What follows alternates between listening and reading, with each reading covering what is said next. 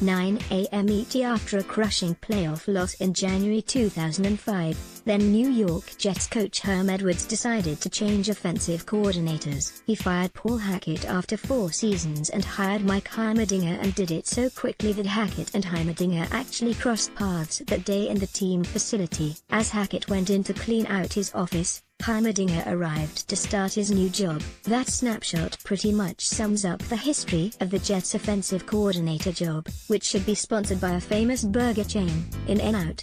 The Jets will go into the 2018 season with their 6th offensive coordinator in the past 8 years, making it one of the least secure jobs in the NFL. There are B-list actors with more security than Jets offensive coordinators, who usually need career rehab after a one-and-done in New York.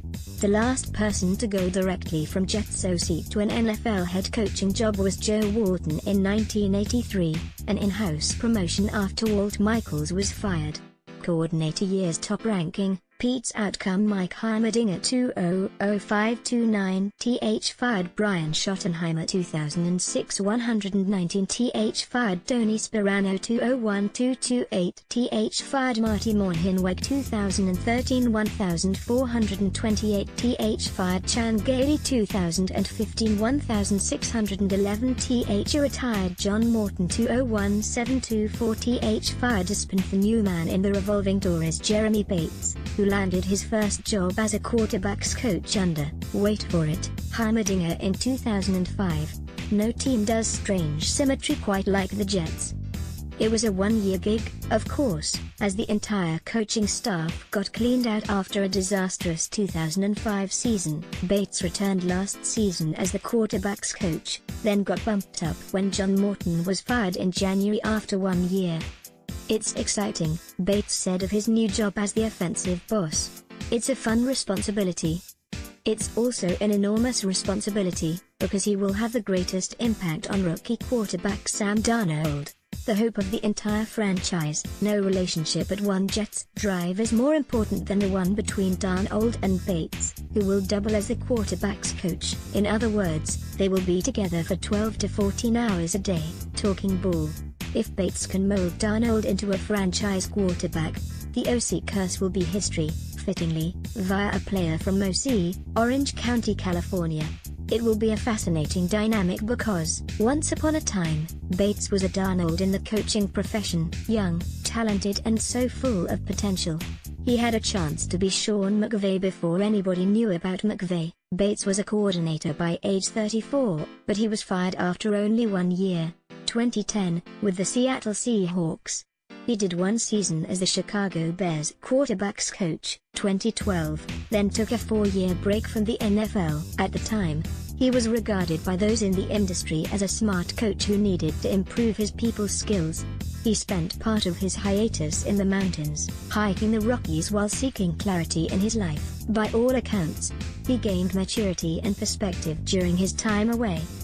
"There are a lot of things I've learned," Bates said. "I did take a little sabbatical.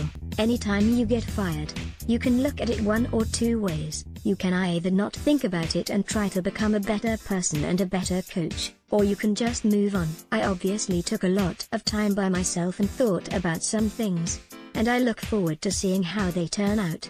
There's an air of mystery surrounding Bates because he hasn't called plays in 8 years, and a lot has changed in the NFL in that span. He also hasn't developed a young quarterback since 2006, when he was Jay Cutler's position coach with the Denver Broncos. So, no, Bates isn't walking into this job with the hot assistant label. Still, there are reasons to believe he can succeed. He is a prized pupil.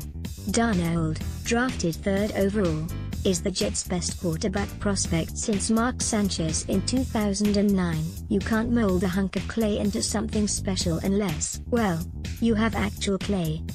He and Darnold are an ideal match. Their personalities are different. Bates is fire, Darnold ice, but their approach to the game is similar. They're blue-collar grinders. Schematically, Darnold should be a perfect fit in Bates's offense.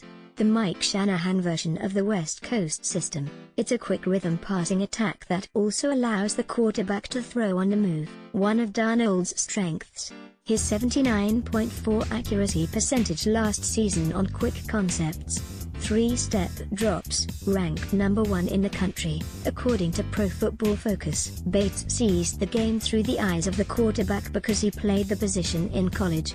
It's awesome that he's able to sit with us, and that he's had experience with quarterbacks, Darnold said. We're able to go through the playbook, and he understands what we're thinking. He's able to understand when I'm looking at the defense, even just on tape, if he sees my helmet looking one way or the other.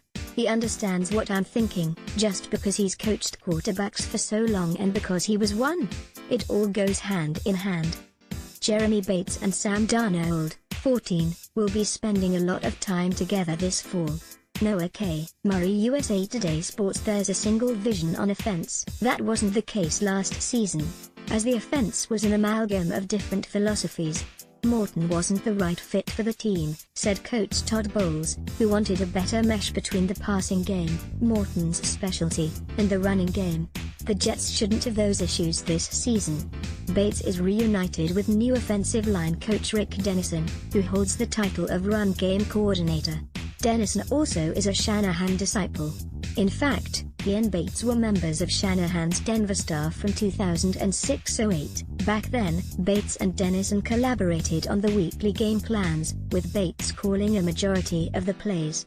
Rick Dennison is a huge bright spot, in my eyes, for the New York Jets, Bates said. I was with him for 3 years in Denver, so we have close relationship. He is an unbelievable coach. Bates is versatile. He made his bones as a quarterbacks coach, but that doesn't mean he'll be pass happy. He has been involved with some successful rushing attacks. The 08 Broncos ranked no. 2, and the word from the Jets players is that he emphasized the ground game during off-season practices. What team officials like most about Bates is that he's a teacher, which they believe will help player development. His number 1 pupil is Darnold. If he can teach Darnold how to be a winning quarterback, Bates probably will get a chance to outlast his